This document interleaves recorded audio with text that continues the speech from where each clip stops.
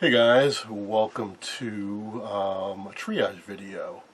I keep talking about switching over to the 21-inch Predictas, and I've done a few, and we have a whole bunch more coming. However, the 17-inch set, the Debutante, was just dropped off today, and we need to do some emergency triage. I throw that term around all the time. What am I talking about? Well, normally when I talk about triage, I mean an initial checkout. Give myself some idea and the customer some idea of what kind of work needs to be done. Is the picture tube any good? Is the set burned up inside? Are there any serious problems, or does it look like it's going to be an easy job? Well, in this case, we need to do some emergency triage because I don't want to lose this patient. What do I mean? Well, this CRT head unit is literally held together by tape, and it is extremely wobbly, and a piece of it already broke off, one of the ears. It gets hidden under the trim, and I have it, and I should be able to glue it back on. I don't want there to be any more damage to this set. I don't know why it's so loose, I don't know what's missing, but I at least want to secure this so it doesn't suffer any more damage until I really get to working at it. I'm also curious because I took a good look inside, and it's been worked on, and quite a bit. But they didn't take the circuit board out. There's parts sticking out all over the place, caps hanging in space, wires hanging. I'm curious to know, what am I getting myself into?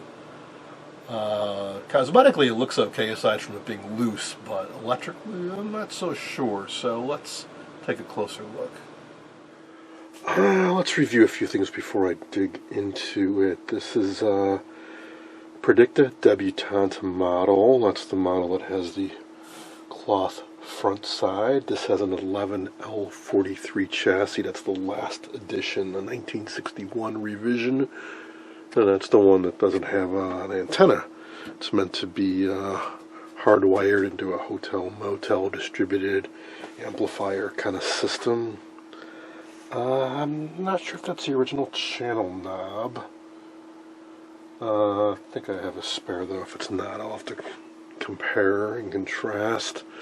But we do have the very difficult to find and replace power, volume, contrast knobs. Obviously, there's some damage to the grill cloth. And the finish is chipped and scuffed, and the owner has expressed interest in repainting it, so that's on the table. The back is missing, and amazingly, somebody made a replica one out of sheet metal and perforated metal. They spot welded it, painted it flat black, drilled out holes. I think I have a spare, and reproductions are available these days, but that's the most ambitious reproduction back I think I've come across. But it is heavy and bulky, and obviously not original. We have a scratch on the screen. We have a few scratches on the screen cover, adhesive dried residue, but no cracks, which is a nice change of pace. I'm so used to seeing cracks in these. Stress cracks are just flat out nasty cracks. So in spite of all this,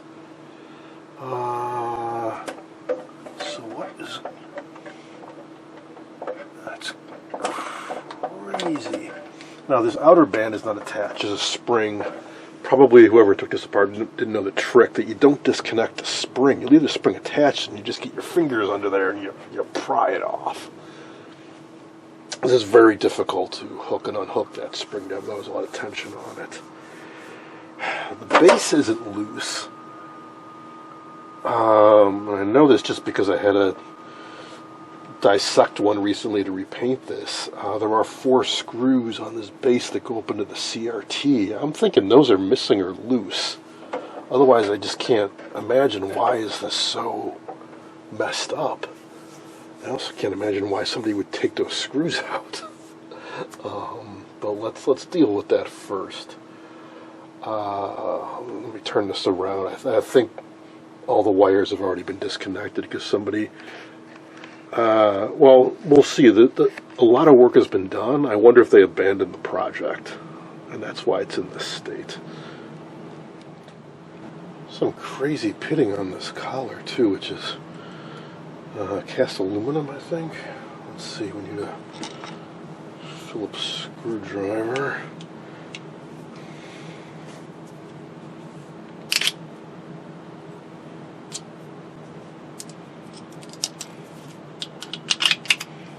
This is really all that holds it in place. This one screw. Okay, it's not completely disconnected. We got to unplug that. The yoke is disconnected.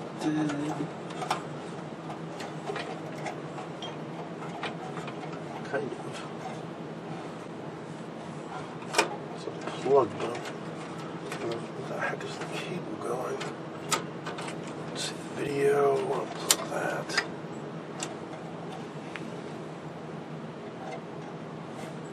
Oh, that's the control harness. Okay, there we go. There's the yoke connector. And the high voltage lead is here. So that got yanked out, and it's not in the greatest condition. So all 4 original screws are gone from the back. So that's odd. The end caps are also missing, which is also odd. I wonder if this got replated. Because it's shiny brass, but it's all really weirdly wavy and pitted. Of all the things to be weird about this set, why that?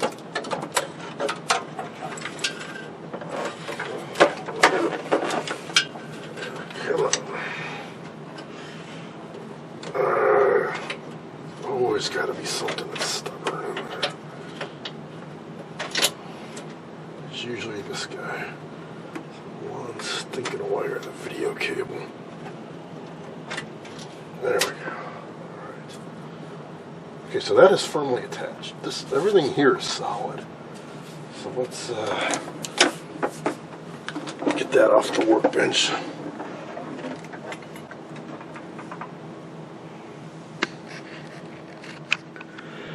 Really, the only stable surface on this is the back, so I gotta put it up this way. And let's see. Yeah, that's exactly what it is. It should be 4 sheet metal screws going in to this base. That's what attaches this base collar to everything else. There's only 2 left, and they're both loose. I have no explanation, but since it's half taken apart, let's take it all the way apart. And we can clean it. We can test the CRT. Tighten it all back down. I want to get one of those screws out to see exactly what type they are, so I can dig up a couple replacements. Of all things, this is in really good condition. Sometimes they get a bit mangled. Alright, now we can undo all this sticky tape. We'll have to get some Goo Gone or something to and I want to be careful. So there's adhesive residue on this plastic. This is polycarbonate or something like that. Some adhesive removers, like I think Goof Off has acetone in it. You do not want to get acetone on this. It will melt the plastic. So alcohol would be the safe way to go with that, isopropyl alcohol.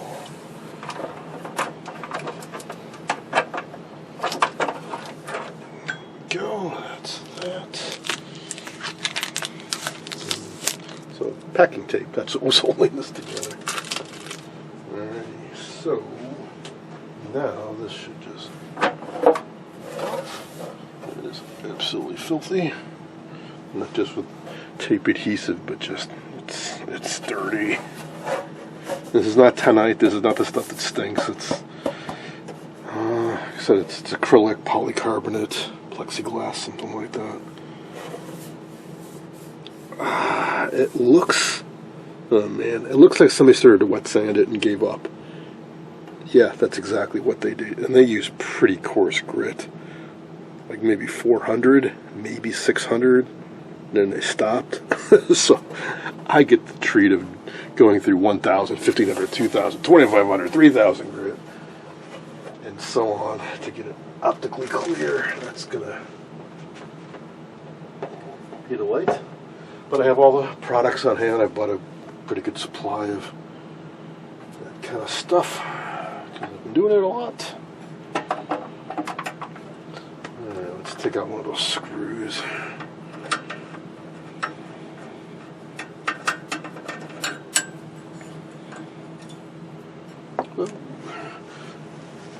Alright. I'm going to dig up 2 more of these. It's super standard size and all, but it's a little bit longer than the standard type of screw you see holding everything together that was made in this era, the 40s and 50s. Actually, that looks a little undersized. Oh, man. I've only taken one of these apart to this level, and I kind of remember the screws being a little beefier than that, but I couldn't say for sure. It's not really important. I mean, as long as it's something good enough, it should be fine. Just curious to see if this one's the same. Yeah, it looks like it. Alright, I'm just going to put that back in. I'm going to put the other one back in. I'm going to dig up 2 more screws that are similar size and stabilize this thing before it falls apart.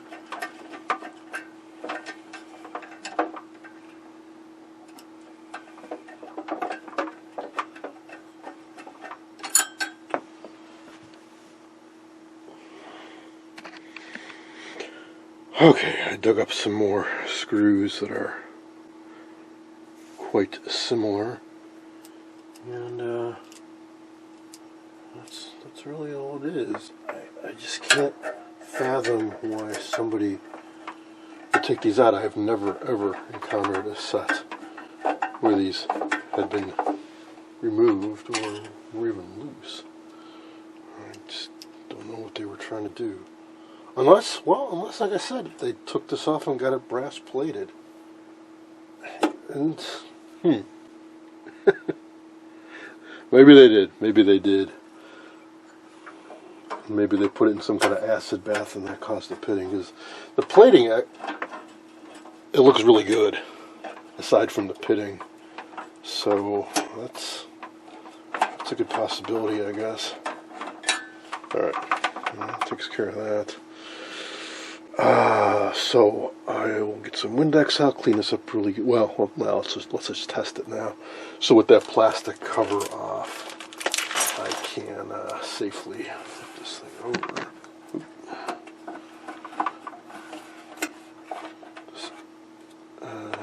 That's fine. Rubber band's a little loose, but that's okay. I'll take the back off and see what the heck is in here.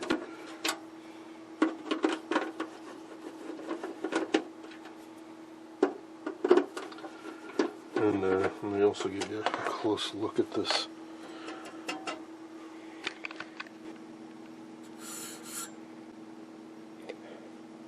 I've seen photos of sets that have had the arms and the trim brass plated, and they look fantastic, but I also know it takes a lot of work, it costs a lot of money. Originally, as near as I can make out, it's steel that was chrome plated and then sprayed with a tinted lacquer. Certainly on some of the parts, it was not real brass plating. This looks like real brass plating, but see how pitted that is and all those holes? I also don't recall this part being brass plated on other ones I've seen, but on the other hand, this is really dull and not plated. I don't know. We'll never know. I like the detective work. That's why I don't know. Keeps me going. Anyways, clear as day. There's the original label. It's a Philco 2.68 volt, 450 milliamp. So it is the, well, if it's not the original CRT, it's certainly an original Philco type CRT. The yoke looks crazily crooked. It's supposed to be like, well, that's a drag. The cover and the yoke body itself are loose. Oh man, what kind of life did this... Oh, I see. I need to loosen this up. This is not pressed down as far as it should be. What kind of a life did this set have? Crazy. Well, before I bother doing any repairs or anything to this, let's test this now that we know what type it is. Let's see if it's actually good.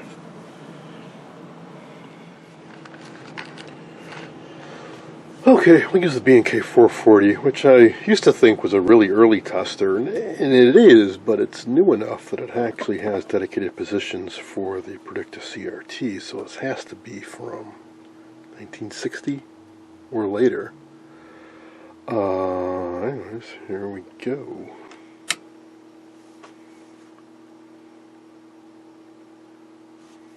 Let's see with this date.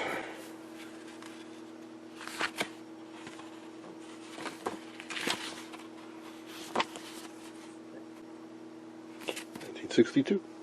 There we go. And hey, look at that. That is an excellent sign. That's exactly what a healthy CRT should show. And now for emissions.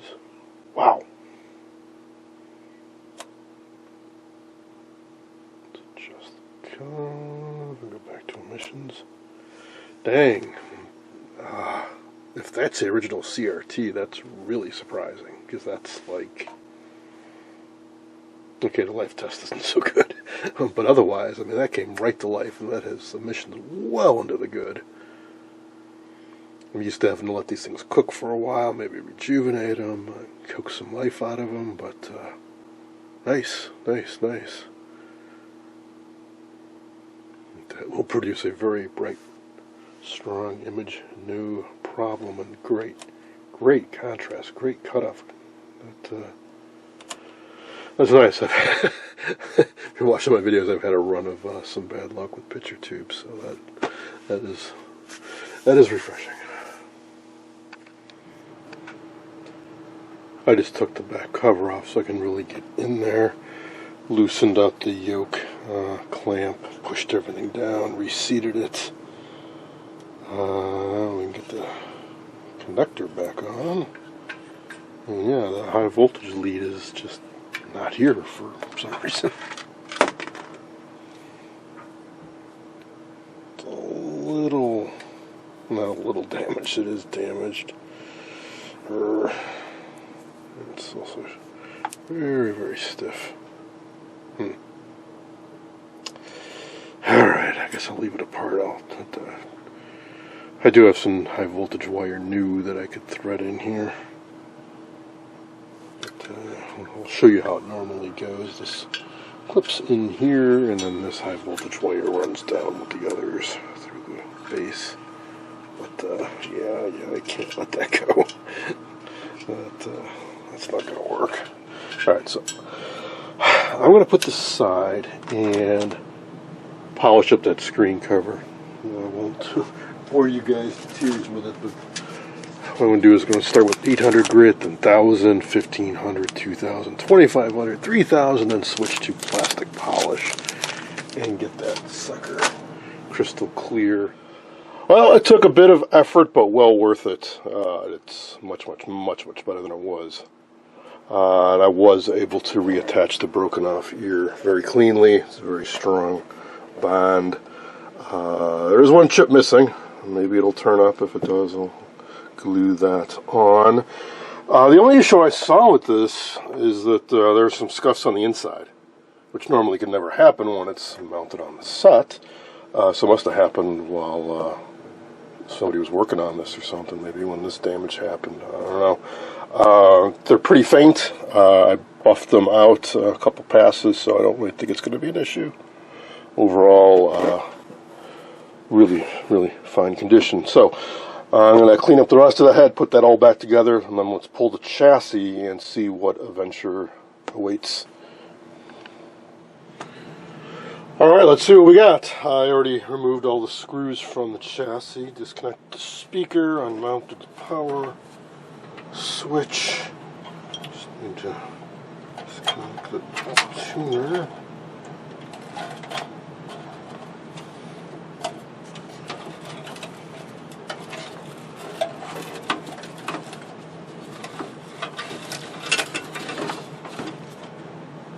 Oh, and the control harness.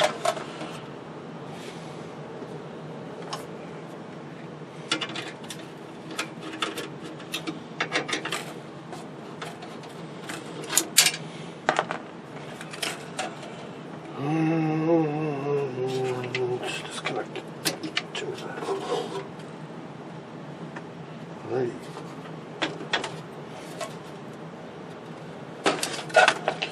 Boy, this has had some strange work done to it. Let's see, I'll turn it around. So right away what I noticed are new parts tacked in all over the place. Like we have an electrolytic cap held in here with a plastic cable tie and just one wire running down below. They didn't even use all the sections of it. I think it's a 2-section cap. They just used one section. Let's see. They left this cap still in circuit and that cap, so they only replaced one electrolytic apparently. Oh, no. There's another one floating in space over here next to the vertical output transformer. And then there are new caps. Oh, another electrolytic just flopping around over here. There are new caps. It looks like there's one original paper cap left. I might have even realized it was there. It's a small vertically mounted one up here. All the rest are gone, and the replacements were tacked in on top without them pulling the board out. There's also a few new resistors, same deal. They crushed the original part, left the leads, and just tacked the new parts on top. Personally, I think this is so cramped to try to get in there and do all that. I think it's actually more work than it would have been just to take the board out, repopulate it, and reinstall it. Especially those vertically mounted caps. It's tough to crush them, remove them, leave enough of a lead to attach to without damaging the circuit board by stressing it and cracking a trace off. Otherwise, it looks pretty clean. No corrosion, really. There's a few white spots over here.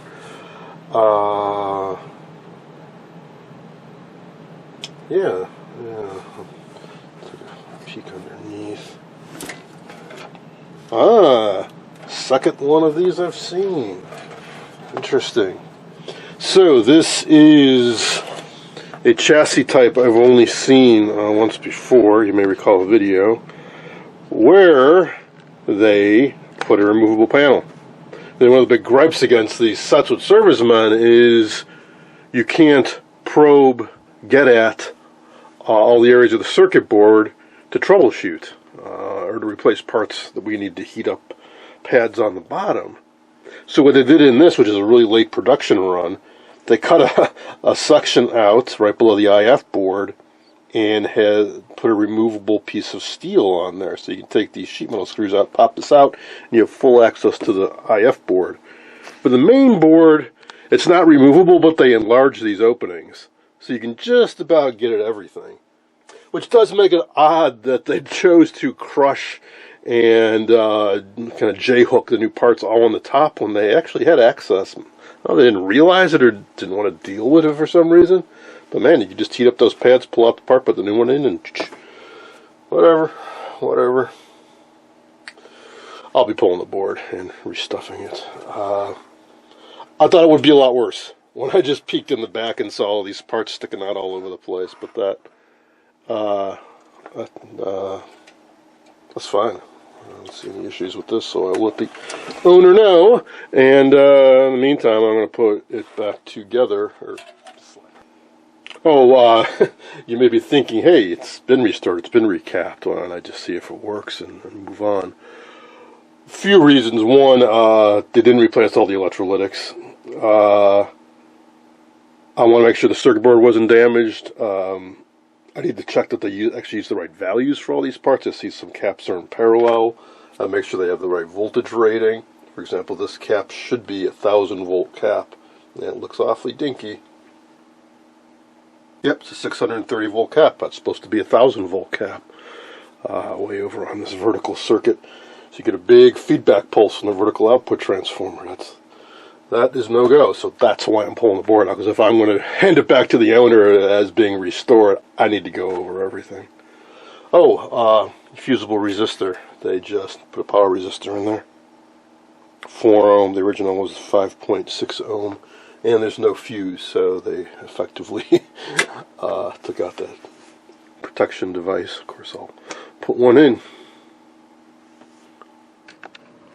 I'm amazed at how nicely this cleaned up, considering how miserable it looked when it got here. So the head has all been securely reassembled, reattached. I put the chassis back in the cabinet. Going to put this set on the back burner while we get back to the 21-inch Predictas, and I'll let the owner know what I discovered. Hope you found this interesting. As always, thanks for watching.